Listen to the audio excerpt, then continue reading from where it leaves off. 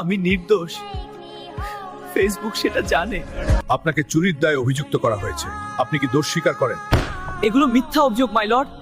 আমি সব টাকা ফেরত দিয়েছি, সিসিটিভি ফুটেজে তার প্রমাণ আছে, কিন্তু বস সেটা লুকিয়ে রেখেছে। ঠিক আছে, আদালত 2 ঘন্টার মধ্যে মিস্টার আনাসকে সিসিটিভি ফুটেজ পেশ করার আদেশ দিচ্ছে। সিসিটিভি ফুটেজে তো পরিষ্কার দেখা যাচ্ছে যে শ্রমিক তোমাকে টাকা দিয়েছে, এবার কি হবে? কিন্তু মাই লাভ, সিসিটিভি ফুটেজ যদি আদালতে পেশ হয় তবে কিন্তু আমাদের পরিবারের রেপুটেশন নষ্ট হবে। তাহলে তো শ্রমিক সত্যিই টাকা আনাসের বউকে দিয়েছিল। বিচারক সাহেব, এই বিষয়টি নীরবে সমাধান করা যায়। আপনি যদি আমার পক্ষে রায় দেন, বিনিময়ে আমি আপনাকে $50 লক্ষ দিতে প্রস্তুত।